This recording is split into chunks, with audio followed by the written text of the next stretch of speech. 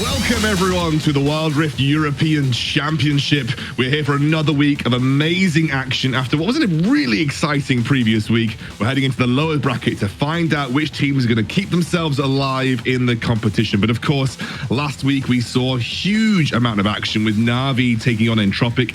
Definitely looked like Entropic had their number a little bit, but Na'Vi came back swinging. And after a very, very intense first game, they absolutely dominated the series from then on out. Not to say that Entropic didn't put up a fight. As you can see in this game, they absolutely did. But when it mattered most, Na'Vi stepped up and they managed to get the win. Following that, we saw Formulation taking on their team on the other side of the bracket, and you can see now pushing down the mid lane, and they were absolutely able to dominate their matchup too and take down the Nexus. Moving on, we saw Control take on Team Dark, and Control unfortunately unable to match the might of Team Dark coming into this matchup, and much to Hell's Devils' absolute dismay, Team Dark were able to take that 2-0. Everybody round here know we get hype. Everybody round, everybody round, everybody round, everybody round.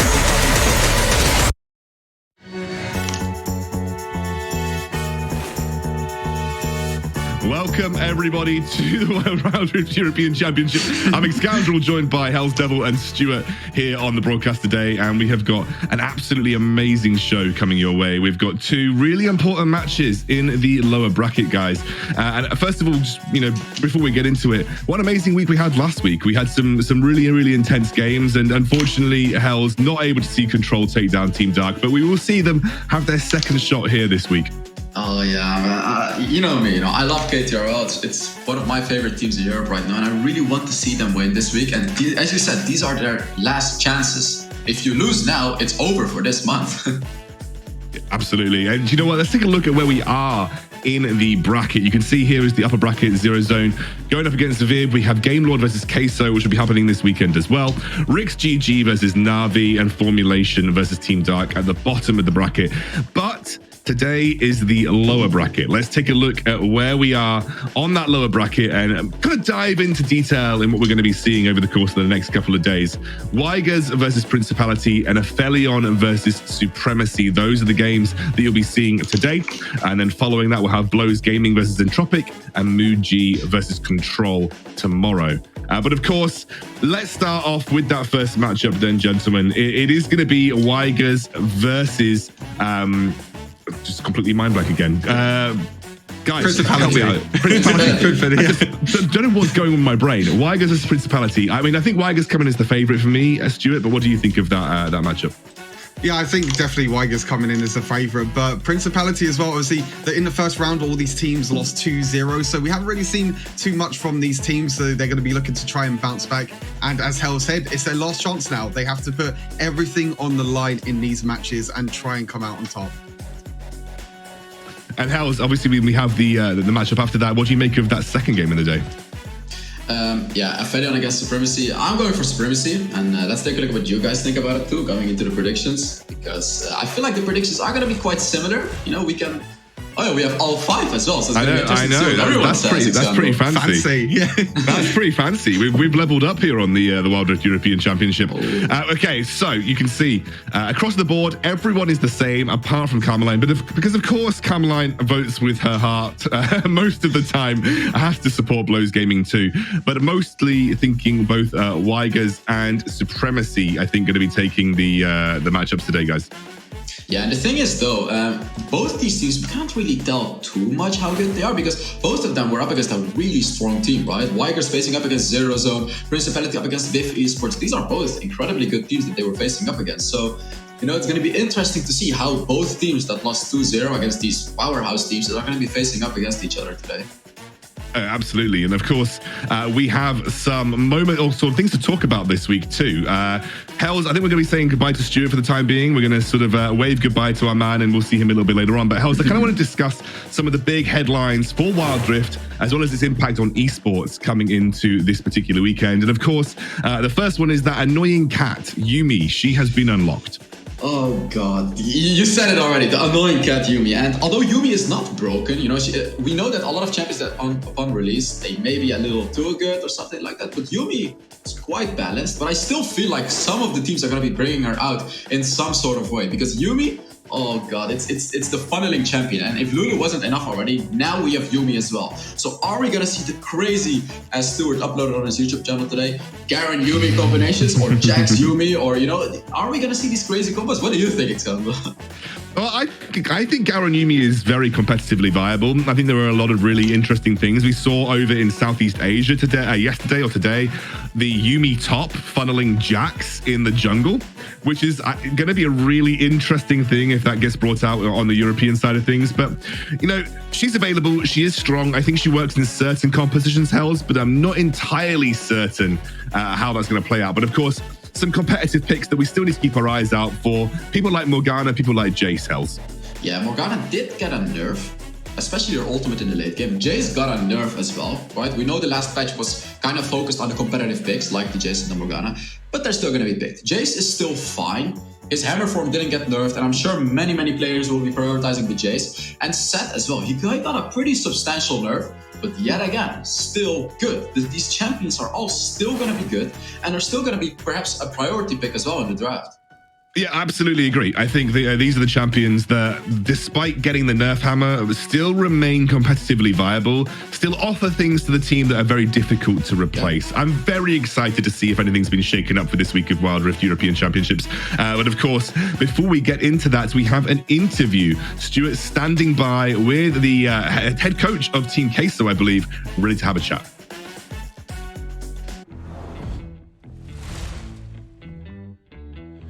Thank you very much, Egg Scoundrel. I'm indeed joined by LK. LK, how are you doing? How's the team feeling as well for Sunday's matchup against Game Lord?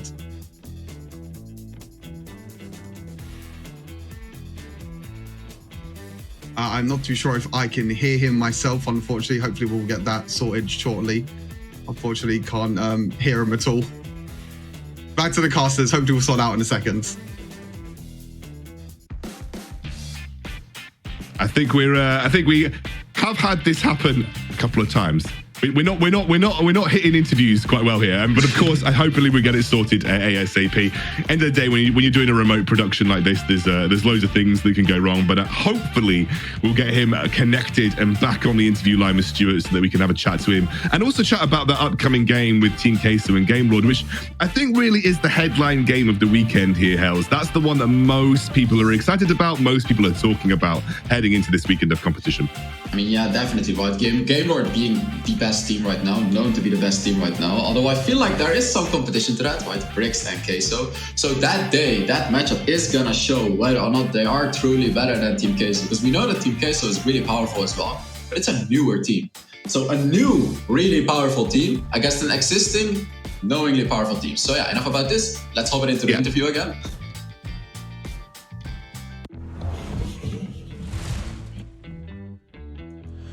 Thanks very much. Hopefully, LK, can you hear me now? Are you all good? Hello there. Yeah, hello. Okay. Can you hear me very well there? Yeah. All good. I can hear you perfectly fine. Hopefully, you can hear me. I was trying to fix the frame and the light, and it suddenly started. So sorry. No, it's all good. Don't worry about it. Obviously, for yourself, Team Queso, we heard Scoundrel and Hells a little bit talk about it, but you will be facing off against Game Lord this weekend on Sunday. How's you and the team feeling about the matchup this weekend? Honestly, we're feeling pretty excited. We have been preparing very hard for this Sunday's match. I think it's going to be a really interesting one and a really fun to see one. So, yeah, very excited. Awesome. We saw a little bit in Purge as well. You were going for some interesting strategies, I could say, in Purge. Was it something that you planned or just something that was just kind of to lay low a little bit, not showing Game Lord anything in them tournaments? I feel every single time that we play, we're trying our hardest, and we're just giving our best to win, even in Purge or whatever. So. That's fair enough. And for the next matchup, we got two Spanish organizations come up against each other. Wygers against Principality. Any predictions going into that one? Who do you think is going to come out on top? I think both are great teams. Wygers has been showing a little bit more promise in the last couple of months, so I'm guessing that they're gonna be able to pull it to the top. Awesome stuff. Thank you again, LK, for joining for this interview. Good luck on Sunday as well. Back to the casters to get us into the first game. Yes, thank you so much, Stu. And of course, as he said, Wygers versus Principality will be our first matchup of the day. Two Spanish organizations, two organizations that have, as LK has said, kind of showing a lot of promise. And I think most of us consider Wygers to have that slight edge, reflected in what we heard from Esther there as well. Yeah, definitely. Wygers seems to have a bit of the edge. And let's take a look at the rosters for both teams right now to check out it's still the same. I'm sure they haven't changed a huge amount. You can see over on the Wygers side, Extreme, Fowler, Michele, Zero, and Round. And over on Principality, Sensei, Amy, Blaster, Jesu, and Luis Mavado. Now, I think most recognizable names over on Wygers you probably have seen if you're playing high-low solo queue Fowler and Michele playing on the solo queue ladder, so you'll probably recognize a couple of names, whereas Principality, definitely more unknown. But again, that sometimes comes with its advantages too. That comes with the advantage too, and that's why I was talking about Team Queso as well, right? With these new players like Joey Skax and Methonaut. Same goes for Principality. We don't really know too much about the players. That's where the surprise comes from, right? That's where they can surprise their enemies with some crazy stuff, because just not much is known about them, XCon. Absolutely. But before we get into this matchup, we do have Stuart on the sidelines ready to chat you through some of the most important things to remember heading into this game.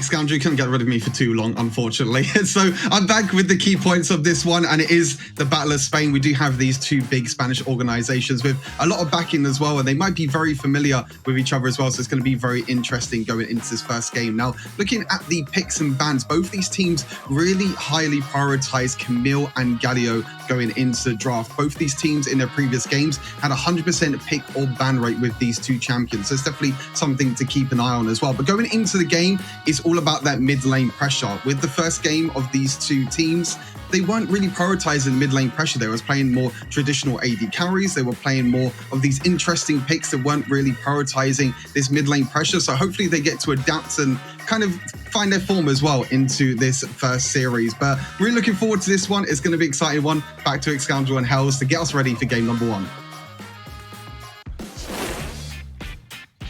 Cheers, Stu. Yeah, again, lots to look forward to in this matchup. And I do think, that jungle mid duo of Wygers, probably the most recognizable and probably the most experienced players on that roster.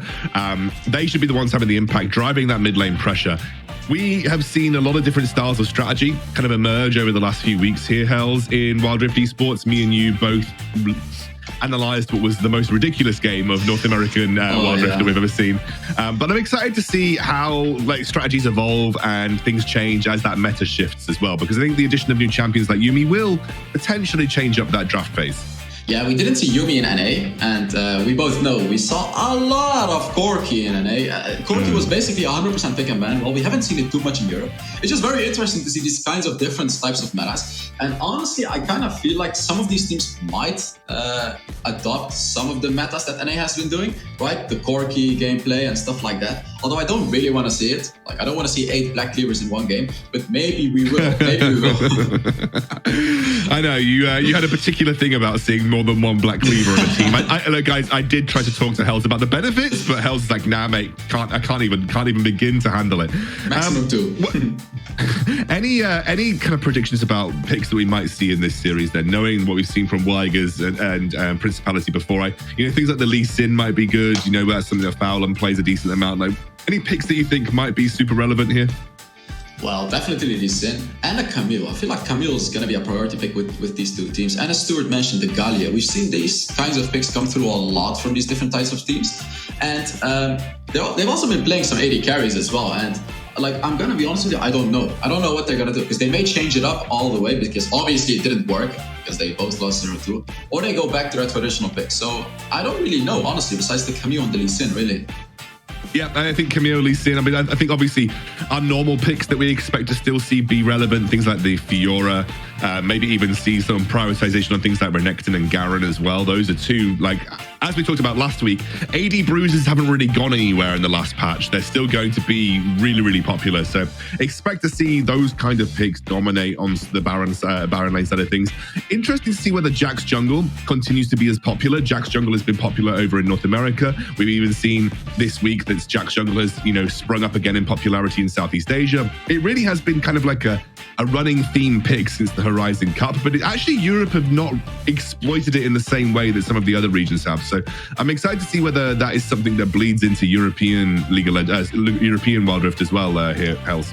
Yeah, definitely, and especially with the addition of Yuumi, as we talked about, that may be an even better pick right now. And true, like, Jax got nerfed in the jungle, and I feel like it scared away a lot of players because the nerf is quite substantial, but he's still good, and we've seen it. He's still really good even. He still scales beautifully into the lane. Even if played correctly around the pick, we've seen it succeed a lot in competitive. And again, we haven't seen it too much in Europe, but we definitely should, because it's really good. Yeah, I think Jack's jungle, especially with like the addition of Yuumi, potentially could. We have got a bit of a highlight package from last week though, because we are waiting on picks and bans. So let's take a quick look back at what we can expect from these teams coming into this week.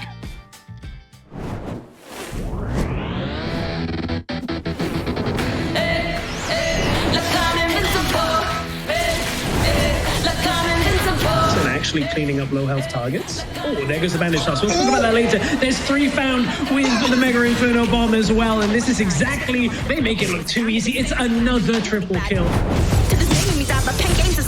get the kill, and they're going to go in. That's the huge damage coming out from Fee on the Darius again as the stuns come through from Haru. That'll be the first kill going over onto Skau. Actually, this Aurelia starting to pop up as the healing going for them, and actually escapes. I can't believe.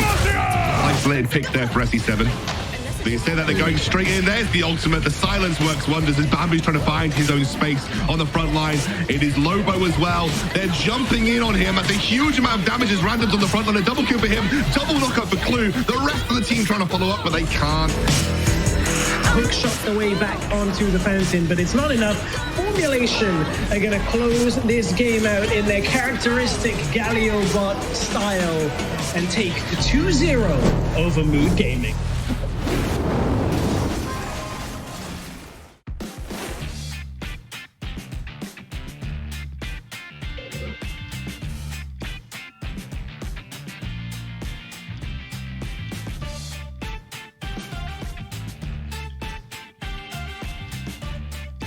I am accidentally muted. That was completely my fault. Anyway, yes, so obviously talking about the Galio Camille that we saw previous week as well. And obviously we saw WREC. We're not going to talk about them a huge amount this week because obviously we're not seeing them, but WREC had their first showing of competitive Wild Rift this year, apart from outside in community tournaments, and they looked pretty good as well, Hells. They looked really good, actually. Like, honestly, surprisingly good. Like, we already know that WREC is good. And yeah, enough about WREC. We're going to be heading into the picks and bans of this match right now, which is going to be Wygers up against Principality. And as I said, we don't really know what they're going to do. Are they going to stick to their old picks or are they going to do new picks? I want to see some new picks, Xcandro, because, yeah, obviously their old drafting didn't do too well for them. So what do we expect here? It's a hard question, but what do we expect? Well, I still expect those normal bans to come through, things like the Fiora. Interesting that we're going to see the Garen ban. Maybe alludes to, well, no, Garen's good regardless, but maybe alludes to Yuumi, for instance, like Garen Yuumi. We don't want to see that getting played in competitive. So potentially that is already signs that Yumi's having an impact on the meta in some way, shape or form, which I quite like because I like the Garen ban specifically because Garen is good in isolation.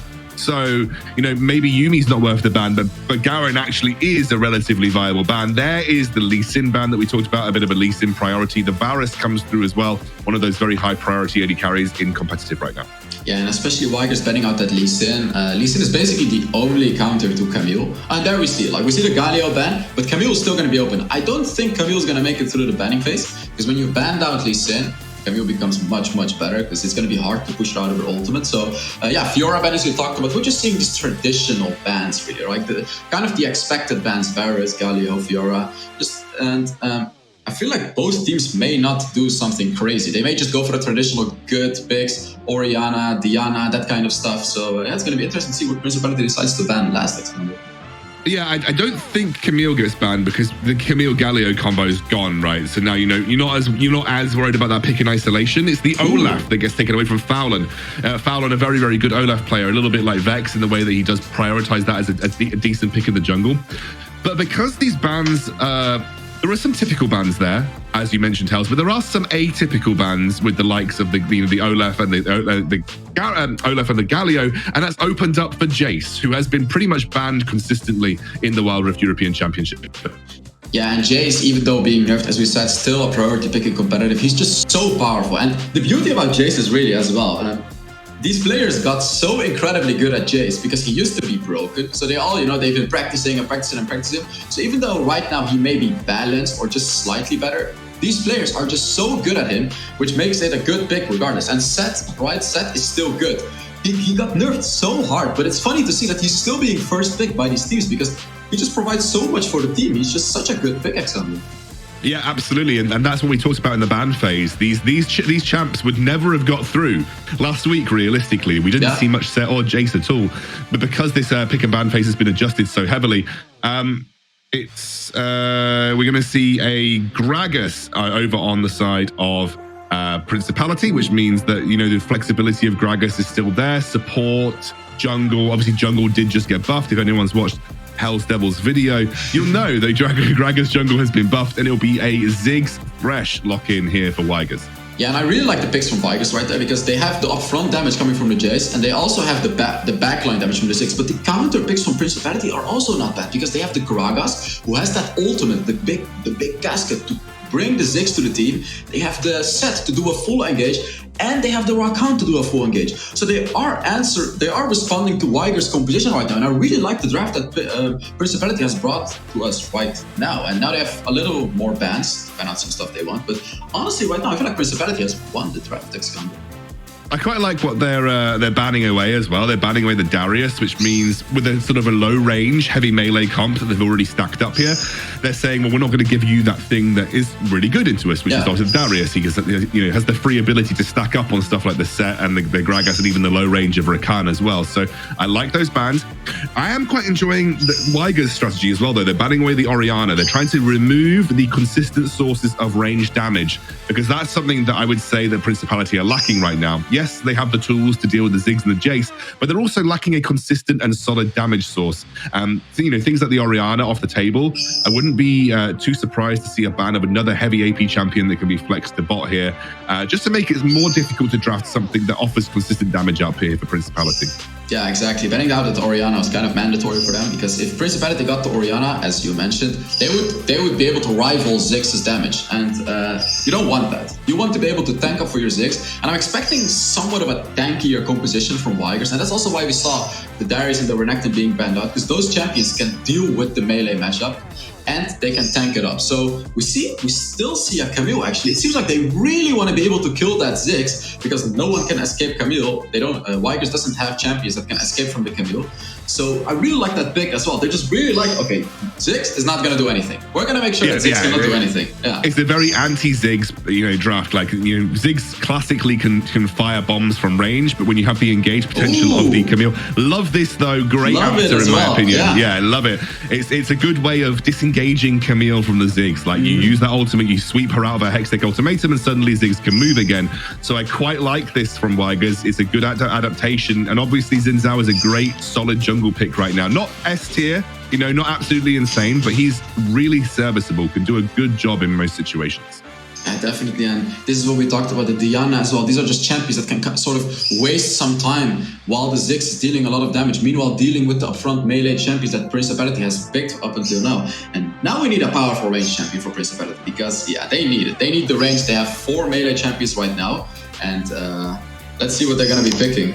I feel like they need AP as well, though, because Gragas is your only AP source is going to be a little bit questionable, especially versus the Xin Zhao, who can build a bit tanky.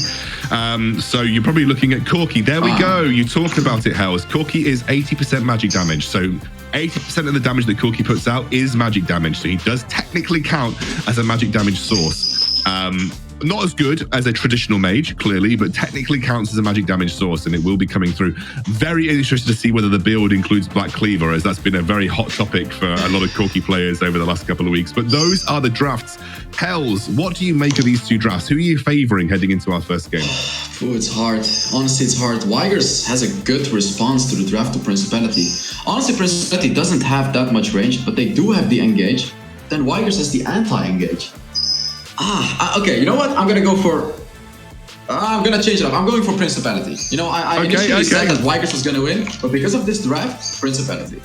Sticking to your guns, I like it. I actually think Wygers' draft is really solid. I think I'm personally going to stick on Wygers' side. I think the Xin Zhao and the Diana with the Thresh are enough to create a distraction and a kind of a no-go zone for their backline versus Principality. So very much on the Wygers camp. But this is good, Hells, because this means that we get to have a little bit of rivalry in game. We get to have a little bit of rivalry in game. Now, of course, you guys can get involved in Twitch chat. Who will win? Vote for the team that you want to win in Twitch chat and see which one comes out on top. It's absolutely going to be Wygers, though, 100% of the week. But of course, if you're favoring Hell's Devil's prediction, make sure you go and choose Principality too. We're going to be heading into game pretty shortly, I think, Hells. It's going to be an exciting one, I think.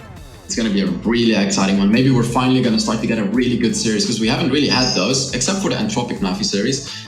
Pretty much everything was 2-0. I really just want to have a 2-1. I really want to have a close series. I want to see those long games, those 30-minute games, and yeah, I'm looking forward to this Magic Scandal. Yeah, me too. I think we're in this stage of the tournament where these teams are relatively evenly matched. So we're going to be seeing teams that should, on paper, go the distance when it comes to these close series. But nonetheless, we're heading into game Wygers versus Principality. It's an elimination game. Loser goes home. So we're going to be seeing how they match up. And obviously, with all the stakes that have been opened up as well, it's really important that these teams get off on the right foot. I'm going to see Set mid too. I really like that adaptation coming out from Principality. Set pretty good into other melee champions. So he's a bit like Darius. He's very good anti-melee type of champion. And he can probably bully out the Diana with relative ease. But of course, that does mean you're sacrificing your top lane just a little bit here, Sensei, on the Gragas. Being forced to farm at range with that barrel. But that's one of the great things about Gragas is that if you're in that situation where you're forced into a rough matchup, you can just farm with your barrel. You can kind of keep yourself at range for the most part. But it also now opens up a better jungle pick all round. I think Camille was probably the best jungle choice here for Amy. And that means we will see a Camille pick coming out of the jungle, which allows them to be a bit more flexible about where these ganks are happening, gives them a bit more gank presence as well than something like a Set or a Gragas.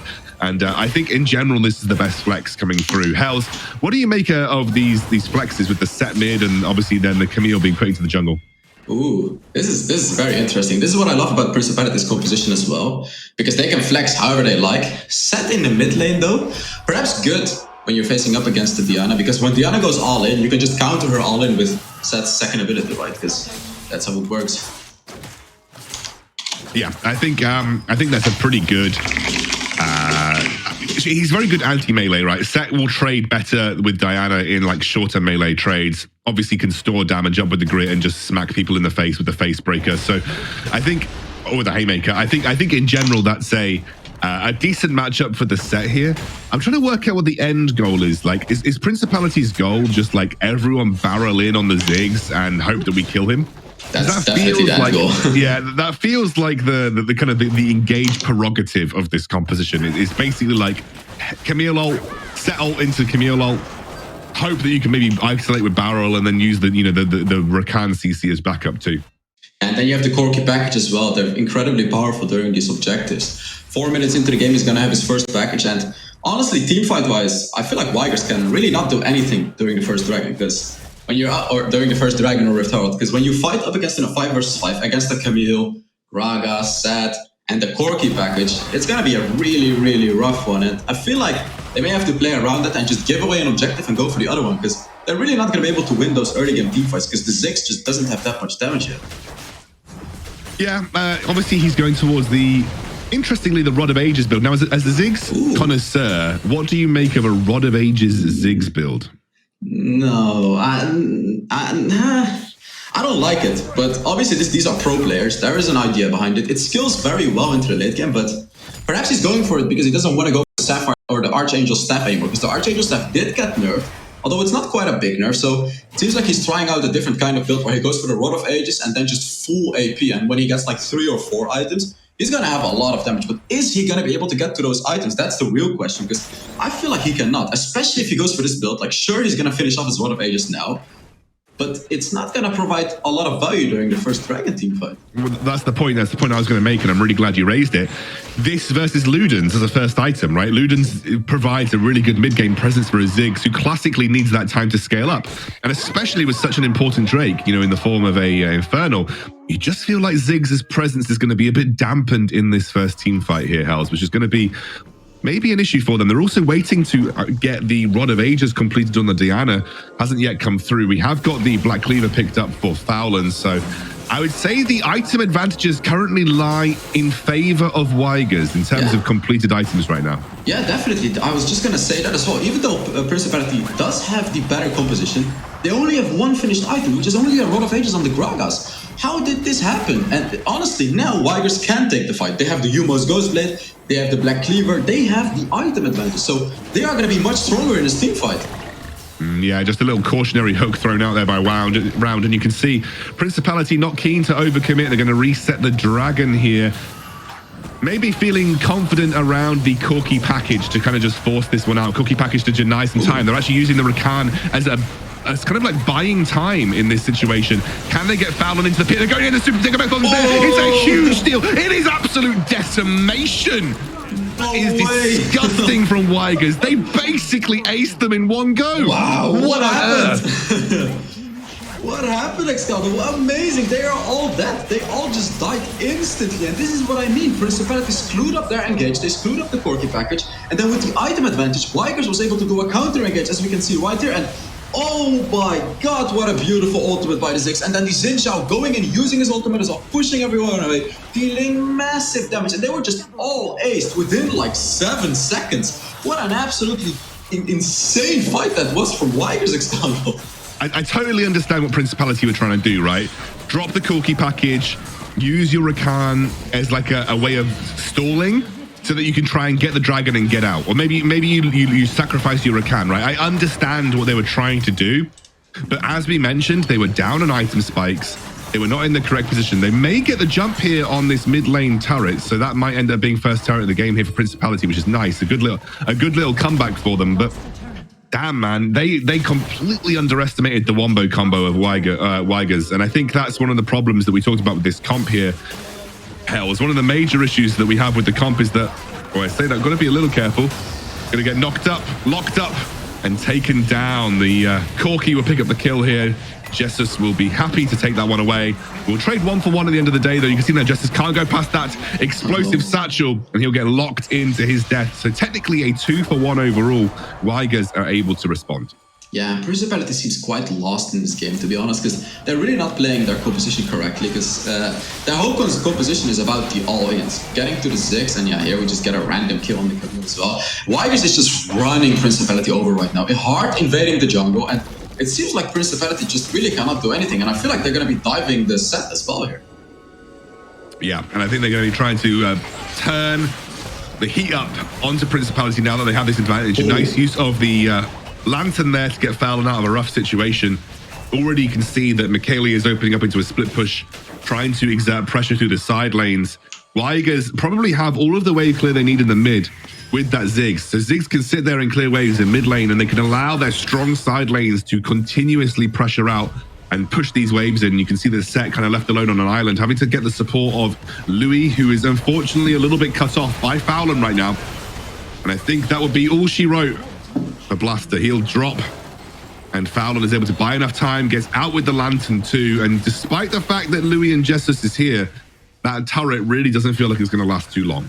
Yeah, Wygers is just really getting away with anything right now. As I said, they're running over Principality right here, and I feel like they're going to go for this Corki as well. They're just going to dive, they're going to go aggressive, and there it is.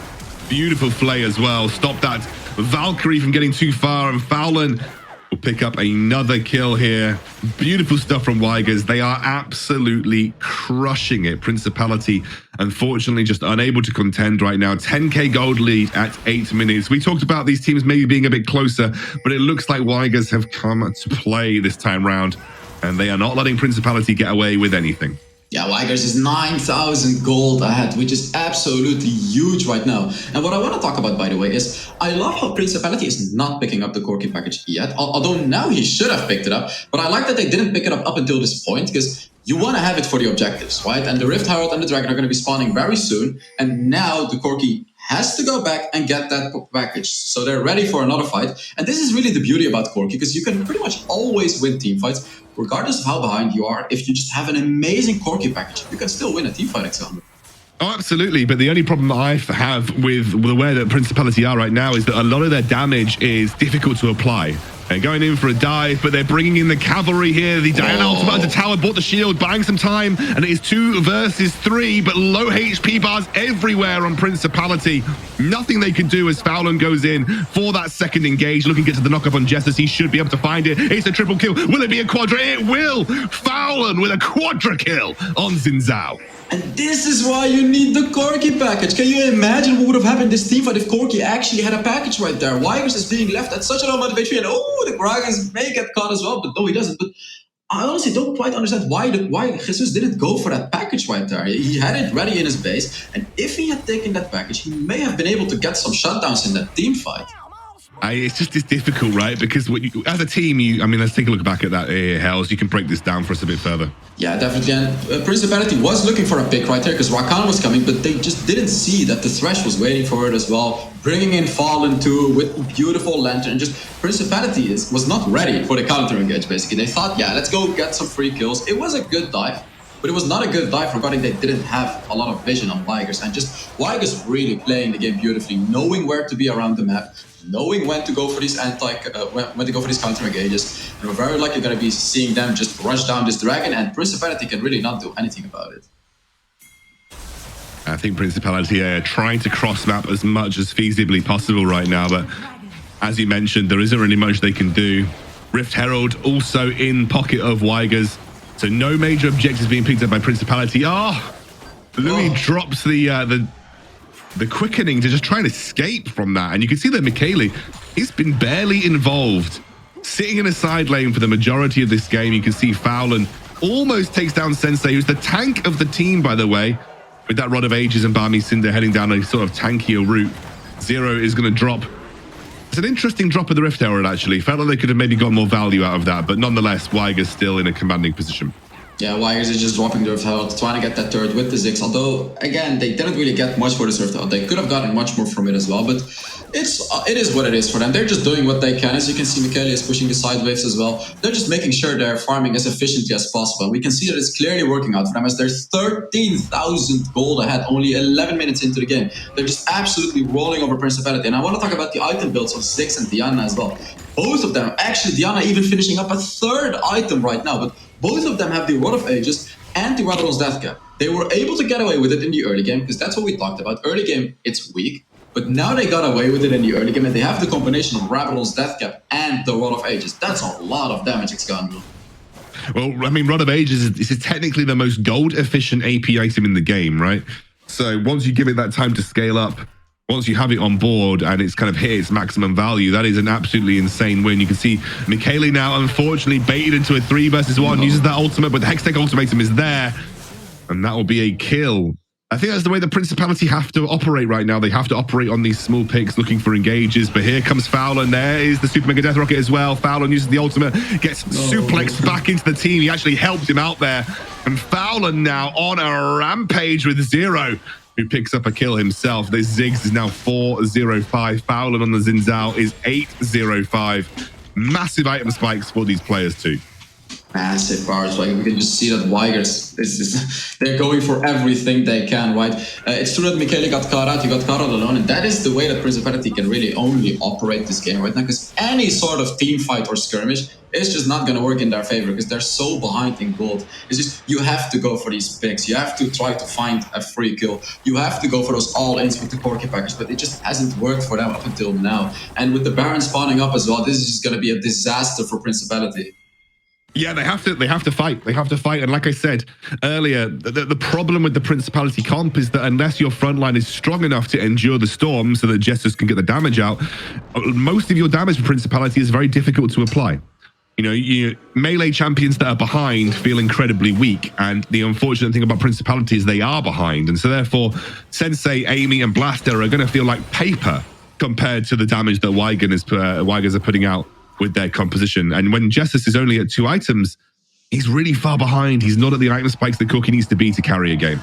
Yeah, he's a whole item behind, but yet again, we can see him not prioritizing that package. And honestly, I'm questioning this decision a little bit, because this is basically the only way they can win the game. Having an insane package, going through all of the enemies, dealing massive damage, and that's basically the only way that they can really win a teamfight. And it's going to be very important for them for this Baron. And I feel like Wygers is going to put a lot of pressure on Principality this game as well, because they can just start off the Baron and force a teamfight really, especially with the Thresh. Being able to lantern teammates right in the middle of the teamfight, they have a really good composition to do that. Absolutely, 100% agree with you there. What I would say though is that I don't want to be too harsh on Justice and too harsh on the prioritization of the package. Often teams will want to play those packages around objectives, and so therefore, like especially in the early game, you're usually seeing packages getting picked up on those timings that are around the dragons.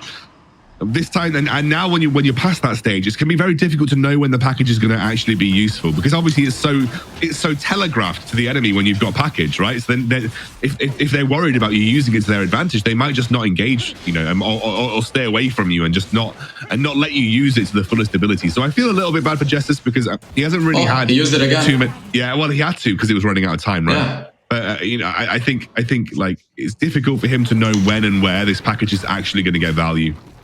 Yeah, it's just, we've seen Wygers deal with it, and the way that they've dealt with it is they just caught out the Corki. They were constantly able to catch out Jesus on that Corki and basically force him to use that package defensively. Or they've made it so that it ran out of time, and then he had to use it because it ran out of time. Just Wygers really doing a very, very solid job, because yeah, they're not allowing them to get the Corki engage. Very interesting build from the Ziggs. The Infinity Orb as a third item. It's obviously better versus low HP targets, but I always feel like, you know, Ziggs just benefits more from like traditional builds with the Void stuff involved quite early on as well. But nonetheless, Blaster suplexes back towards his own base to try and find some time. Haymaker comes out, but he will get dropped. Not before dealing a huge chunk of damage to the majority of the Wygers team, though. Damage. 1,000 true damage. Massive, massive hit from the Haymaker there, but it's enough to give Wygers the confidence to try and start this Baron.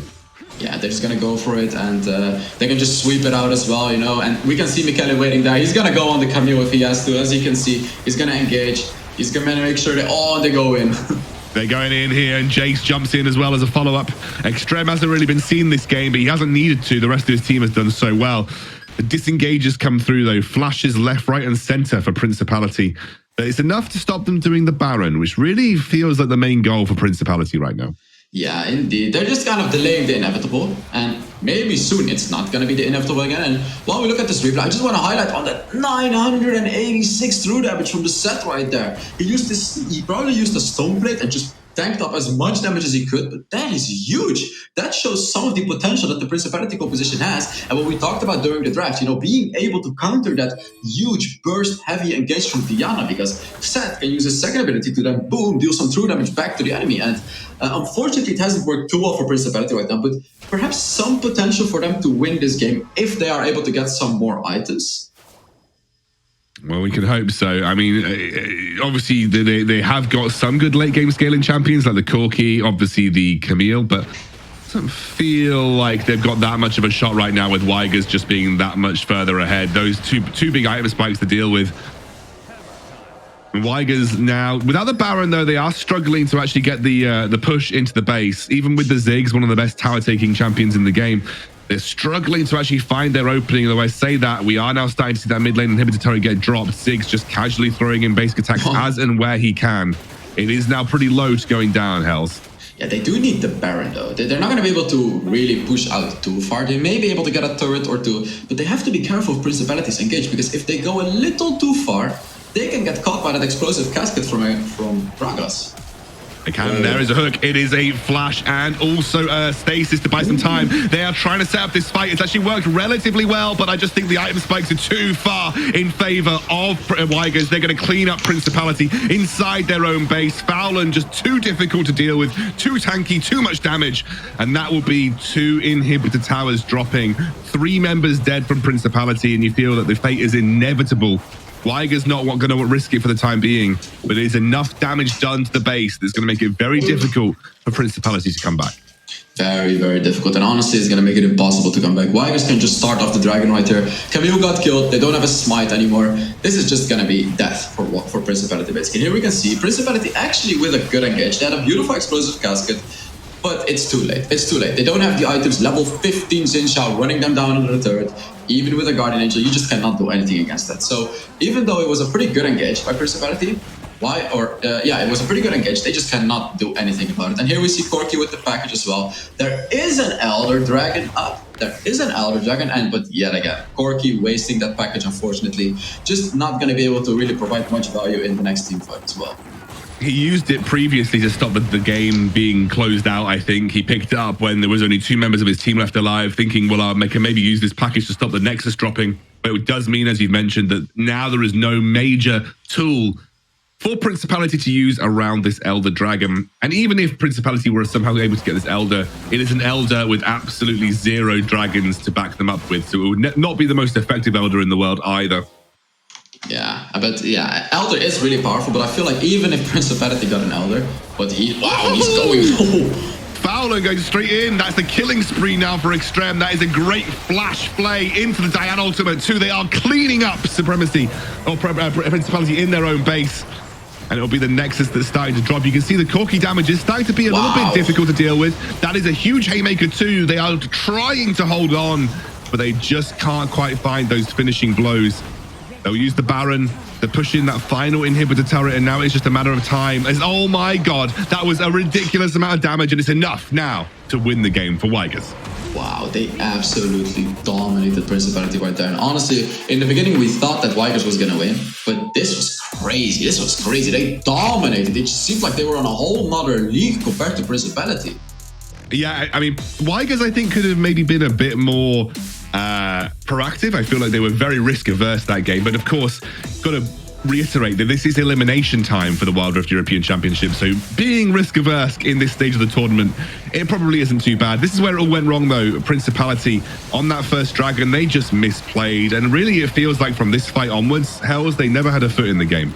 It was really over after this fight, because Wygers got ahead by like 4,000 gold after this fight, and it was really just Principality screwing up their engage. It was more of them screwing up their engage, because they wasted the Corki package. Although the idea was good, they wasted it.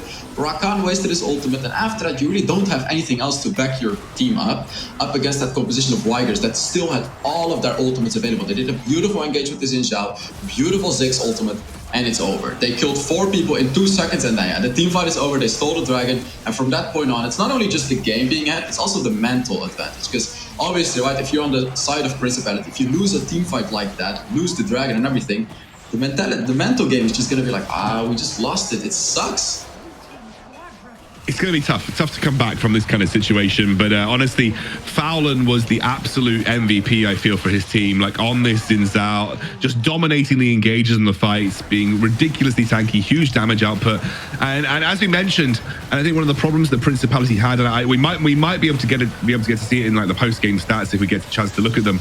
It's just that the ability to apply damage for them was so limited. Like when you're playing a melee comp that relies on people like Set and Camille to be your majority carries on the front line, it really feels like if you're not ahead, you suck. And in that situation, Principality, they got behind early, and it just felt like Camille and Set weren't doing as much as they could have been had the game been even or ahead. And we'll get a chance now to have a look at those damage numbers, the set mid not working out massively, and then Blaster unfortunately got a real blasting in that game. But I'd love to take a look at the damage numbers here, Hells, because you probably have to see the difference in damage applied by both of these teams. Yeah, wow, and I want to talk about the Xin Zhao, dealing 29.5 thousand damage, nearly the same damage as a Ziggs, who is a champion that basically always deals the most damage. Huge damage coming through from Fowler, and meanwhile also being able to tank up, so soaking up the most damage as well. Just Fowler providing so much value for this team right there. And here we can see the game started out quite even up until the Dragon fight. Up until the Dragon fight that we talked about,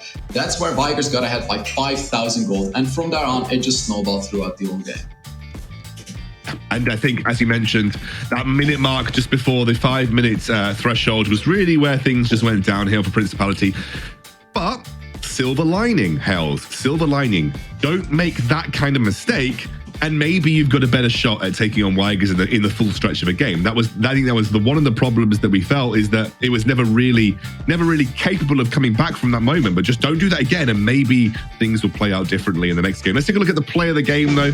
Let's see what the I'm hoping it's that first Dragon fight. It's got to be that first Dragon fight, right? Like that was absolutely nutty. Yeah, so let's take a look at the play of the game. The first Dragon fight was the fight. Yeah, there it is. We see the Rakan going in, wasting all of his abilities, and then Wygers just took full advantage of that, just literally flashing into them and killing all of them. This is the ultimates that were being misused by Principality, and then the ultimates being perfectly used by Wygers, just absolutely dominating the team fight right there. It's gone. Again, I totally understand what Principality were going for. You know, they were looking to try and delay the engage so they could just like sneak the dragon and run away, but didn't work out. Flashes were up, the engage was quite strong with the Xin Zhao, and like you mentioned, that wombo combo in the dragon pit where everybody took the full damage from the Ziggs ultimate. You know, that was quite difficult, I think, to come back from in that situation. Massive props to Wygers, though. They played it carefully, but they played it really well. Obviously now they're 1-0 up. After this, we've got another game coming your way, but for the time being, Principality still need to find their way back in. Hells, what do you think is the most important thing for Principality to turn around in this next game? Ooh, what would be the most important thing? Honestly, just making the right calls, using your abilities correctly, because really the way that they've lost this game is not using the Corki package well, not using the ultimates well, and getting behind because of that. I felt like their draft was also a bit questionable. You know, the idea was good, but they just focused too much on one thing. They focused too much on going on the Ziggs, and although I like it a lot, I want to see a change into that. So enough about this, Alexander. We're going to be tossing it up to a small little break. We will. We'll be going to a short break. We'll see you very soon.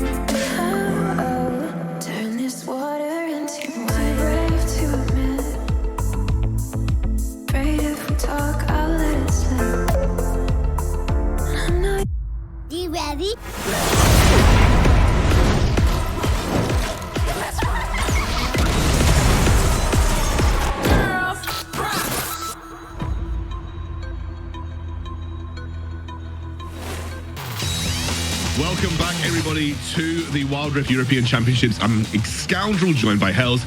We are jumping into the second game of the Wygers versus Principality matchup. And I'm going to be honest with you, Wygers dominated that first game, but it feels like off the back of a single mistake from Principality, which I think is both good and bad, Hells, but good in the sense that there is course correction that can happen for Principality, right? Yeah, definitely so. Even though it was seemingly an easy win, I feel like there was still an opportunity for Principality to actually win against Wygers, because I feel like indeed, just because of that one mistake, they were just completely thrown off the grid. They just completely lost the game. And if they draft a little differently, don't make that mistake again, and just play properly against Wygers, I feel like they do indeed have a chance to win up against that team. Now, of course, as we always do before we head into our next game, we have our sideline analyst, Stuart, ready to talk through some of the key points from Game 1 and also what he thinks will be really important going into Game 2.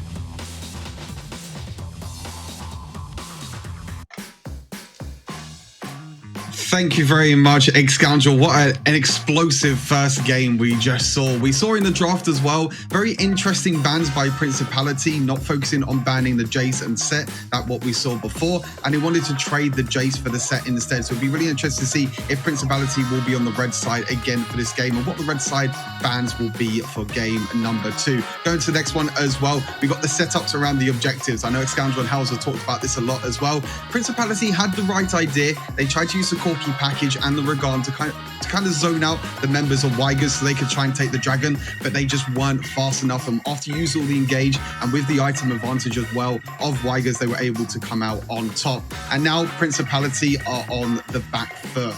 It's their last chance now. They have to win this game to stay in the tournament. I want to see Principality be more proactive, try and make them plays, but make the plays as a team. It feels like in the first game they weren't on the same page. But going into this game, they need to be on the same page. They need to come up with something drastic to try and keep themselves in this tournament. So that's my key points going into game number 2. Back to Scoundrel and Hells. Get us into picks and bans for game number 2. Thank you very much, Stuart. Yeah, good analysis there. I think there has been some interesting drafting changes in this particular series. And as you mentioned, objective setup, especially when you don't have a team that is particularly good on the back foot, I think is really important for Principality here. Let's see what happens, though, as we head towards the picks and bans for this next series. Of course, Jace, Set, they are important, but I just feel like a very heavy melee draft from Principality can be relatively easily exploited. You know, the Wygers were very quick to be able to draft the Xin Zhao, which I think the Xin Zhao completely undid their comp, like completely undid their comp. It was a really good pick for Fowler. Yeah, Principality a bit one-dimensional with their draft, because even though we were talking about it being good, Wygers had an ace up their sleeves, so just the Xin Zhao completely hard countering the whole idea really of the Principality composition. And I want them to be a bit more open and not be so one-dimensional during the draft, right? You have to counter everything. You cannot just focus on one champion and then not counter all the other 4 champions. And you know, during this draft, you can see the traditional bans again, the Fiora, the Varus, but I feel like they have to play around that Orianna and the Ziggs ban as well, because I feel like those are the real power picks for these 2 teams right now. Yeah, I think the Ziggs especially proved huge for Wygers. The Varus and the Galio ban comes through. Here comes the Fiora once more. Wygers not going to give that Fiora up. The Jace as well, given they are on red side and don't want to give that over as the first pick on blue side. It's very similar, though, from Principality, targeting the same things with Michaela being a very strong Galio player. They are going to also get rid of the Olaf. They don't want to pick it themselves. I wonder whether Lee Sin remains a ban here on red side for Wygers, or whether that is not considered first pick worthy. Set will be the ban. So there we go. Neither Set nor Jace will be involved in this game. Yeah, and those bans make a little bit more sense, because we saw in the last game, regardless of Principality being so down, if a champion can deal 986 true damage, it's too strong, okay? We saw that happen from Principality last game, and if it's played correctly, it will be huge. And it's interesting to see that we're seeing Gragas being prioritized in these drafts, because sure, he got a buff, but it's not that big, and they picked the Gragas over the Garen, who is seemingly incredibly powerful right now, Well, this is the thing now. We have the Garen ban. The Lee Sin comes through for Fowler. So the Garen pick, the Lee Sin comes through for Fowler as well. These are some comfort picks coming in for Wygers. But also, are we going to see something sneaky with the Yuumi? The Rakan comes through. I wonder whether we get Xayah prioritized here for Justice, because that was banned away on the previous ban rotation by Wygers. And Xayah is also incredibly good against these two champions, the Lee Sin and the Garen, right? Because she can just use her ultimate to avoid all the damage, the kick, or anything like that. So I definitely do expect to see a Xayah, although they have to pick it now, which they don't. They actually go for the Camille, which is a bit questionable considering that Wygers already has a Lee Sin who's able to just kick out Camille out of her ultimate, which is really the whole value that she provides in teamfights. So Principality seems to be opting for comfort picks instead of actual good picks in this draft example. Yeah, I think, but also like, you know, it's stuff that is really bad against what Wygers is drafting. Like none of these picks are particularly strong against Morgana, and the Xayah gets banned, like you mentioned. So yeah, I'm not sure. I'm not sure about this. I think that already Wygers are coming out with the stronger power pick draft and a draft that can be forming a really strong composition. Yeah, and that was the only chance for Principality to pick the Xayah, which was really the perfect pick to counter this composition from Wygers right there. But it just feels like Wygers is really ready with the draft. They know what they're doing. They're drafting much, much better than Principality. And it's going to be interesting to see what kinds of picks we're going to be seeing lastly. And Principality banning out the Braum, banning out the Thresh. They're really banning out the supports. I don't feel like that's going to do too much though, because Wygers already has the Morgana and there's still many, many more supports available. Yeah, interesting. Yeah, Darius pick, which counters all of these champions. Yet again, it just feels like Wygers is completely winning this draft example. Garen Yumi? No. Don't Garen say Yumi? it. No, please don't say it. Because unless it's Garen support, but I mean, it could be Garen Morgana, but Garen Yumi? Oh, please, no. Don't make this our Principality saying, do we have to pick Yumi now? Well, they can't because they picked Rakan. So obviously, Wygers have not had to prioritize the Yumi pick. Garen Yumi? Oh, please don't. Please, like, I don't want to see it. I don't want to see the toxic meta with that counter. No, just no. Yumi. It can happen, though. It does make sense here. It does kind of make sense. Hells, Garen Yumi? Garen Yumi Hells. God. Are we going to see Garen Yumi? It's going to be the Ahri. Interesting final lock-in again, something that does quite badly into the Morgana in terms of Black Shield. Like Charm is the absolute most important pick, for Ahri in terms of what she can do in the late and mid game. Please don't. No, please do. We're just waiting for the last pick. 10 more seconds for them to pick it. I don't want to see a cat. It's open. My face right here. I don't it's want to see a open. cat. It would be, no, right. You could have done it, guys. You They could have done it. They could have done it here, and it would actually have made quite a lot of sense picking it right here. It would have provided so much value for the Garen, especially spinning around in the middle of the enemies, being able to shred all of their armors and then dealing huge damage with his abilities, because Yumi buffs all of that. It would have been a crazy composition to see. But unfortunately, we didn't see that. It's fasting Senna with Garen support, I think, or Garen farming with Senna in the bot lane. So I think that's what we're going to see here from Wygers. But I'm once again, I feel like Principality have just essentially drafted the same comp, but this time with an Ahri.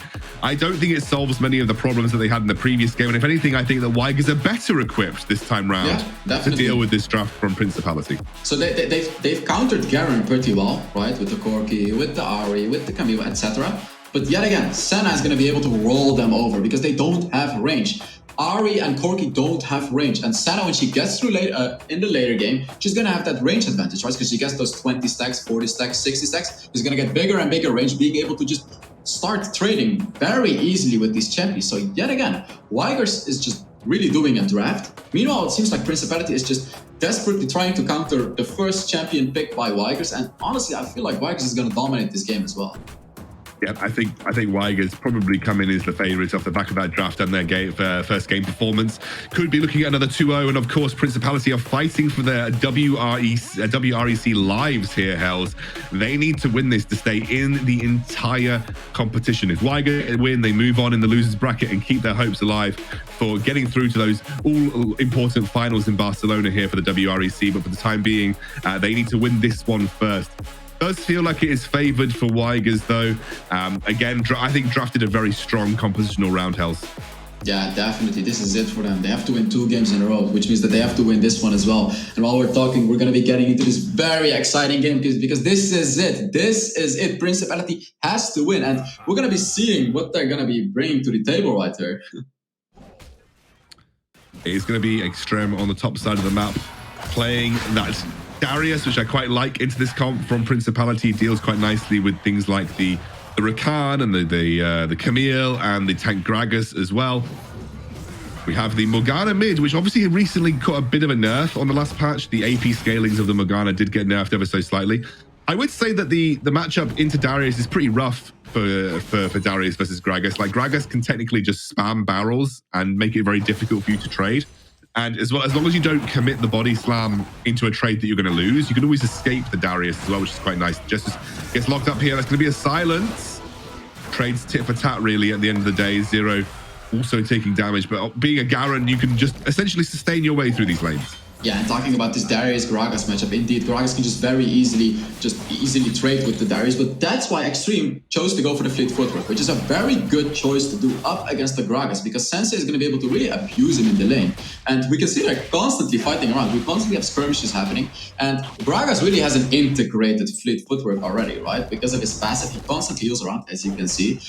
Every 6 or 8 seconds, he just heals up, and I feel like Sensei may potentially be able to bait the Darius right there, because we can see Amy is ready for that gank right there.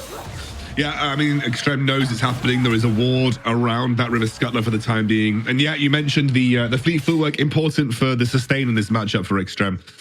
You see that Fowlin waiting on the sidelines, not going to get away with anything though. They were very well aware of what was happening. Both Jesus and Louis, they will move away from their own tower. There is a ward. Might have to force them back in its entirety, and they aren't going to get punished for this overextension either.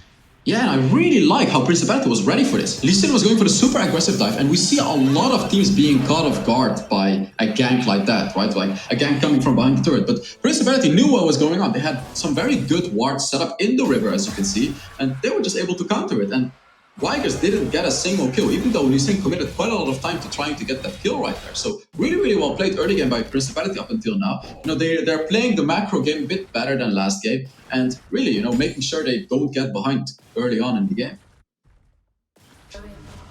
It's much better, much more calculated this time around, but of course, things didn't go wrong for Principality until that first dragon, realistically. So this time around, it's not an Infernal, so it's not like one of those dragons that you feel like they're going to have to fight for their life for.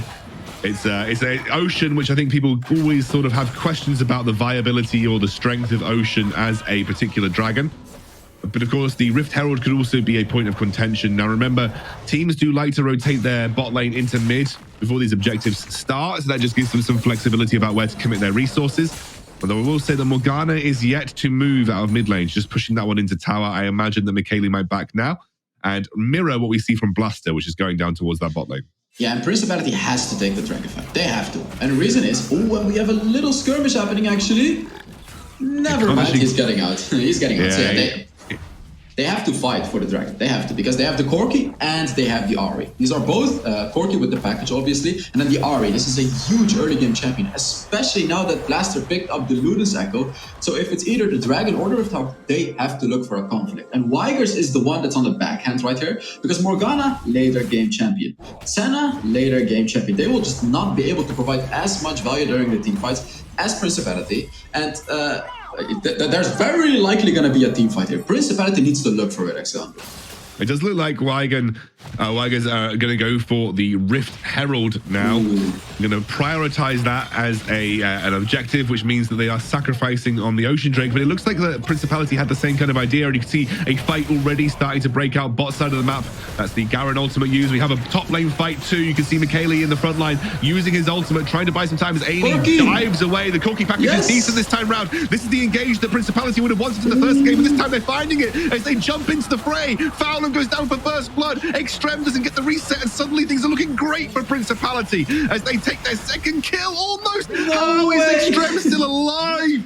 Surely that should have been Principality's win, and somehow Wygers get away with it. This was it. This was the fight that Principality was looking for, but somehow, some way, Wygers was able to hold them off, even though Corki had a beautiful package. And now the questionable thing is, why was Blaster not in this team fight? We saw Blaster on the bot side of the map, trying to deal with someone else. He is the one that has to be in the team fight. And if we look back at this replay, beautiful ultimate by Sensei, and then the most beautiful thing about this team fight was Jesus with that package, because look at that. He just caught both of them, forcing them to use a flash and forcing them to use important abilities. Amy diving in, getting some kills, but as I said, somehow, some way, they were still unable to win this fight. And honestly, that's because of the Ahri missing. Ahri is a really powerful early game champion compared to the Garen, who, you know, is solid in the early game, but not as strong as the Ahri. They were still able to get that Rift out, as you can see, and now actually giving away the Dragon to Wygers and pushing the top lane third. I really like this from Principality. They're gonna get really ahead because of this. Yeah, they're going for the engage here as well onto Extra. Michele doesn't have his ultimate or flash to get out of this. Beautifully played from Principality, and actually it's very difficult for Wygers to trade back. That is first tower of the game. Going the way of Principality, the rotations from this team have just been much more solid this time round. They played around these neutral objectives better, and honestly, Wygers, they gave away the Rift Herald for free, it feels like.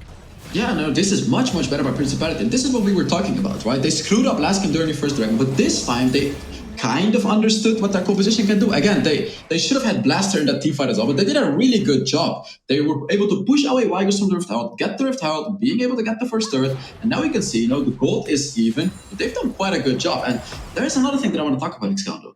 Where is the attack damage from Principality?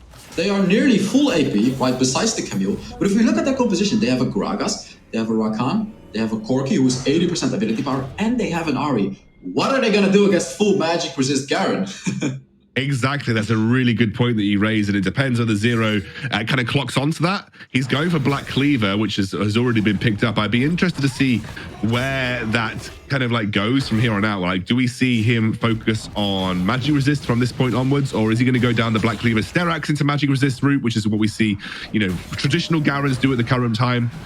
Looks like we're going to have to see hold on for the time being. Imagine this is a very easy Mercury Treads game, though, for Wygers. Yeah. Extreme. He's getting battered around here. It's the four-man rotates coming out from Principality time and time again. This has unfortunately left them open in the mid lane, though. They may end up losing that mid lane tier 1. There is a rotation coming out from both Sensei and from Louis, but they will not get there in time. So although that looked good on paper, they've realistically traded a lot for another kill on Darius. Principality and Wygers are just playing on the complete opposite sides of the map. They're basically both doing the same thing. Wygers pushing out the top lane turret, Principality pushing out the bot lane turret, but Wygers was able to get out a little more because they were also able to push out that mid lane turret. So even though that seemed good for Principality, because they were able to get that free kill on the Darius, Wygers is actually the one that came out on top of that because they were able to get 2 turrets, and yeah, they're ahead of turret in this game right now. They have that map pressure because Principality lost that mid lane turret, so they cannot just roam around freely near that place anymore. Now, again, Wygers just starting to take control of the map. I mean, the goal is very even. Principality certainly in a better spot than they were last time round. They're going to try and chain the CC here, but they won't be able to. Just already chunking out damage. He was a bit of a shining light for damage output on his team last time round on the Corki. This time round, he's again kind of punishing where he can. Very aggressive. Michele forced a flash here. Big team rotations. There's the kick straight onto Jesters. They unfortunately can't follow up as the ultimate comes through. That's 1 kill already here for Principality, but they are low, and the Garen ultimate will do enough to buy another kill for Wygers. They take down Amy, a double kill for the Garen. And again, the roaming death squad from Principality is countered by Wygers. Yeah, Principality with a huge engage, but Extreme coming in through, like coming from the side and just cleaning up the team really. And oh, we have another fight happening. Not too much going to happen here. Michele escaping with a sliver of HP, but bit of an overextension from Extreme. Next Dragon is spawning too, and they've picked up the package. This is a good spot for Principality to be. They're trying to delay the backs because there are going to be 2 big objectives on the map, and Principality are healthy, Wygers are not. Yeah, and here we can see Round being able to root all of the enemies right there. They're just basically wasting a lot of time. Yet again, Round on that Senna, providing so much value in this teamfight by using that Senna ultimate, rooting the enemies under, and then we can see Extreme coming from the side and finishing up the enemies. So even though Principality did have a good engage, they were just unable to deal with the sustain that Round provided. And here, Principality decided to give away yet another dragon to go for a Rift Herald. There is a fight. There's a fight breaking out. They go straight onto Michele here, who has got that status available should he want it, and he's used that ultimate as well. Justice is down. The main damage dealer is gone for Principality. This is a good start for Wygers. They've traded 1-for-1 overall. Healthy players on the side of Principality, though. They lose the objective for the time being, but it's a 1-for-1. This is a much closer affair than that previous game. Oh god, we have 4 black cleavers on the side of Wygers. It's just crazy. Everyone is just going for those black cleavers. And as you said, Garen is actually going for the black cleavers direct Cage build, but I'm expecting him to go for full magic resist right here because Principality cannot deal with that. And even though Principality has done quite a good job in this game, and even though they are fine with the gold, Wygers is just better. Even though they're only 1,000 gold out, they're just doing much better. They have 2 dragons, they've taken more turrets, they are more set up for the late game, they have stronger late game champions. Yet again, this is starting to look like a Wygers game again to me. It's just, they're the better team, Excalibur. Definitely looks that way for the time being, but I would not 100% count out Principality. I think one of the things that Wygers are going to struggle with this game is that consistent range damage output. I mean, Senna, who hasn't really had that much time to farm a huge amount of souls. I mean, she's sitting at 46. Which is okay. It's decent, but like she's only at 2. She's not even at 2 items. Yeah. You know, and with Senna's souls recently being nerfed, 46 used to be like a really good spike, but now it's not as good as it previously was. So you got to just keep that in mind that the Senna souls were nerfed in recent times.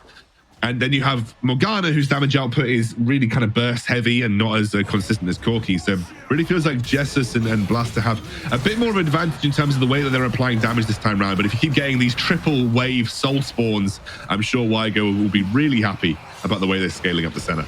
Yeah, and they get a catch here on the Gragas, but are they really going to be able to kill him? Yeah, they are, because they have that Darius. The true damage is enough. That was a lot of resources expended to make that happen, though. Fowlan had to burn a huge amount of his mobility just to find the kick. The stone plate was doing enough to kind of keep him alive for a long period of time. Low HP bar on that mid lane tower. You can see Michaela trying to buy time versus the Camille. Will have to back away. And now here comes Zero with the flash in. Amy flashes away, slows down with the leg sweep.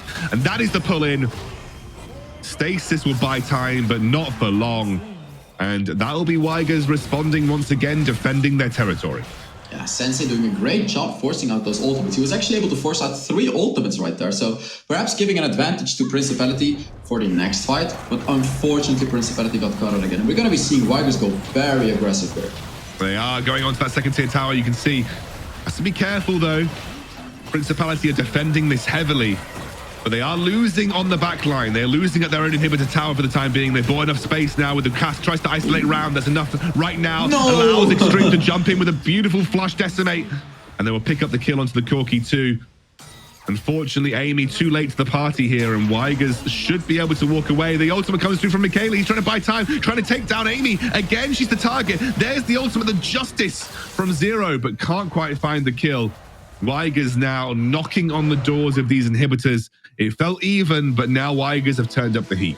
Yeah, Extreme even flashing in the base of Principality, just asserting his dominance over Principality and even making it out alive. We can clearly see the dominance that Wygers has in this game. And this is what I was talking about. When we reach the later game stage, this is where Wygers is going to get much stronger. And although we're not seeing much magic resist, and contrary to that, we're seeing Darius go with the Deadman's Plate. The Deadman's Plate is just a very good core item to have on Darius because it gives you that movement speed. But and we see a Deadman's Plate on Garen as well, actually. And it's interesting to see, Alexander. Would you say it is worth for them to go for the Deadman's Plate compared to going for magic resist to be able to tank up a little more damage?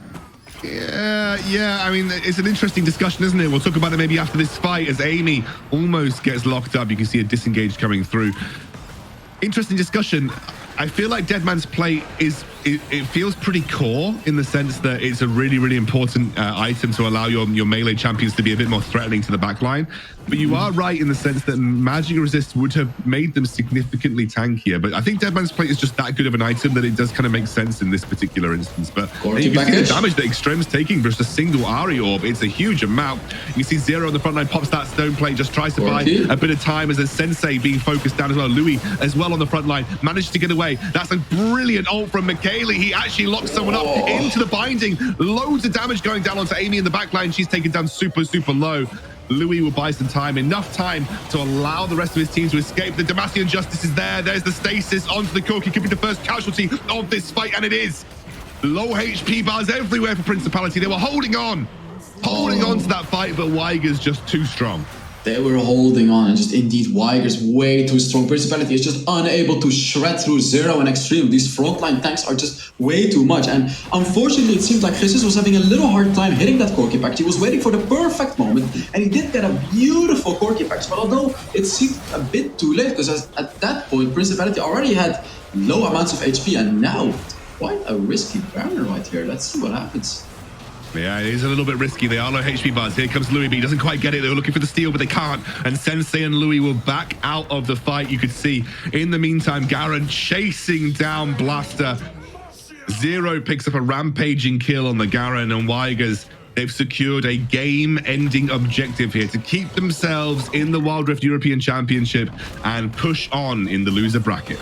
Wygers is ready to make a comeback. Wygers just showing an absolutely brilliant performance today, just really doing what they have to do, playing the game super well, playing their compositions well, and really showing that, hey, we can fight up against these top teams again. And especially if we look into this replay, I want to highlight Garen and Darius frontline, because as you can see, they were taking up so much damage. Extreme with the stone plate as well, literally taking 0 damage. He's full HP, and then Corki with a brilliant package, but it was just too late, as you can see. You know, everyone is just kind of sitting down waiting to do their thing. Principality is just not playing it well as a team. Sure, they're doing some good things by on their own, but they're just not playing it as a team compared to Wygers that are engaging with the front lines and dealing a lot of damage from the back line. And especially Michele, as you can see, getting yet another catch and another free kill. You can see pushing down the mid lane now. Jesser's trying all that he can. He just can't quite make it happen. It's a double kill in the bot lane, and Wygers with the Baron. This could be the game-ending play that they were looking for.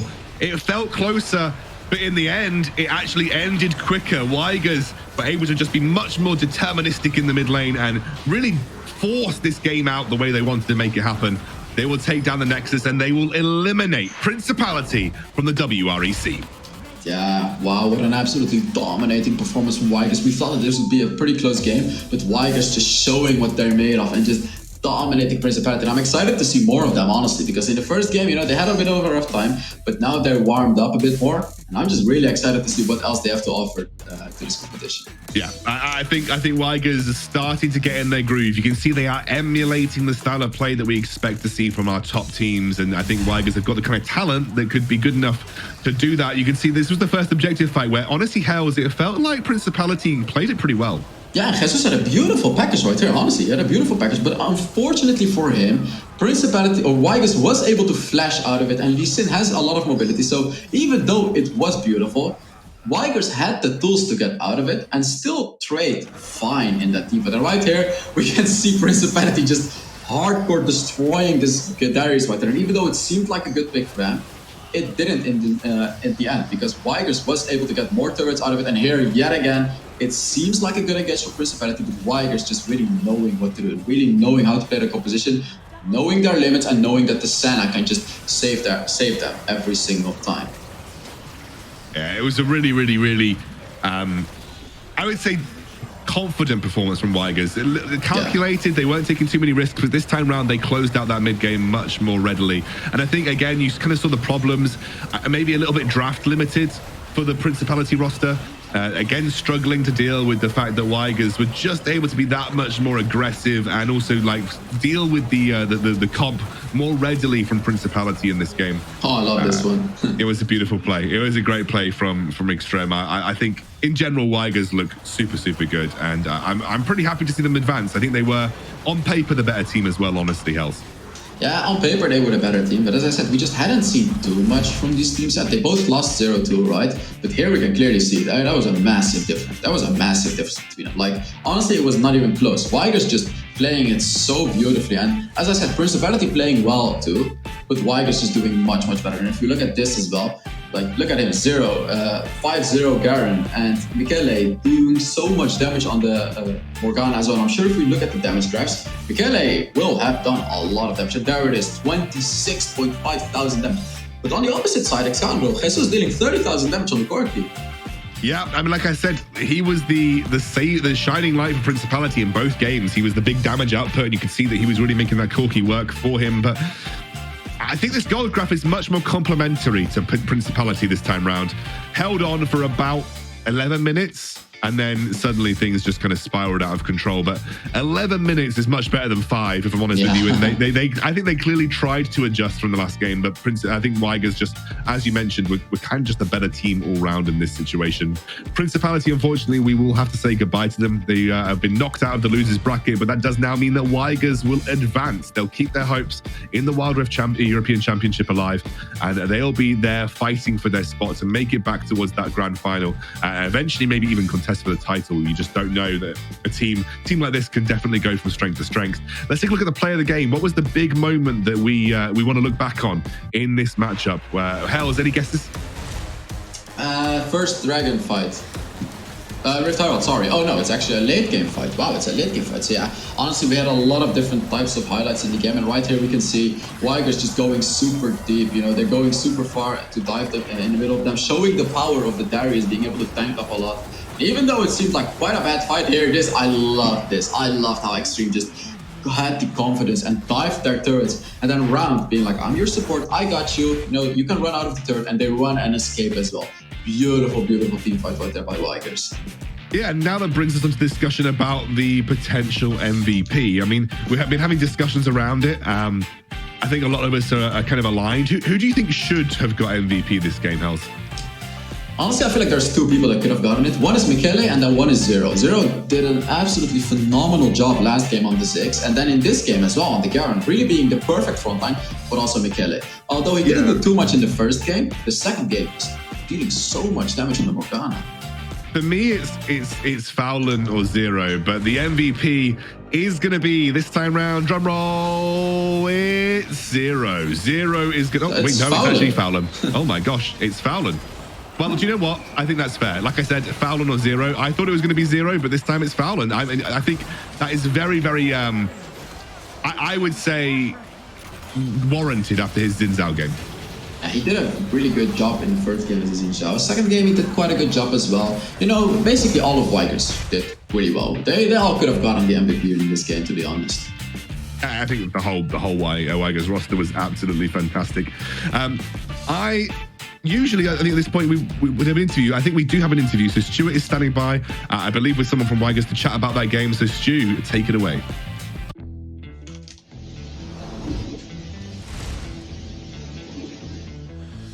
Thank you very much, Exangel. I'm in G, joined by Michele from Wygers. How are you feeling after that game? Feeling good, obviously.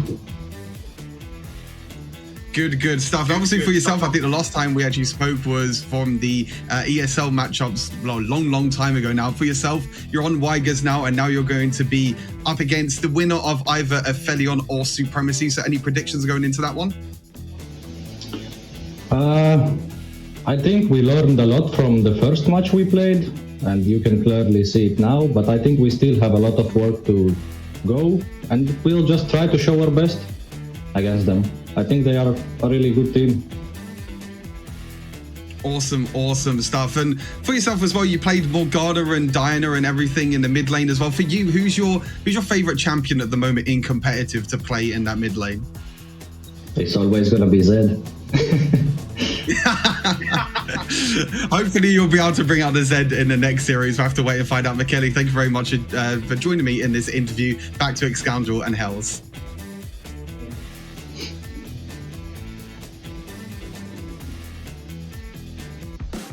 Thank you very much, guys. Yeah, that was good to hear from Michele there. Ahead of his game, I think everyone, like you said, Hells, he was an MVP contender, Zero definitely, and obviously Fowlin was that eventual winner of the MVP. And that kind of wraps up our first series here on the Wild Rift European Championship. That was a dominant game from Wygers, I think, overall, but it brings us on to our next game, Aphelion versus Supremacy. What do you make of this matchup, Hells? Obviously, you're going to be on the sidelines doing the sort of the analysis and the interviews. What do you think about the winner here? Do you think it's likely to be Supremacy?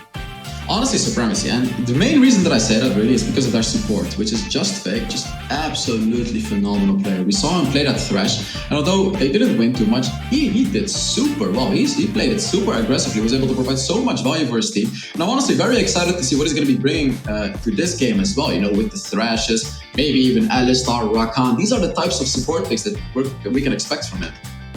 So I'm really looking forward to it. I think it's going to be a great series. And again, another elimination match. So all important for the two teams that are involved.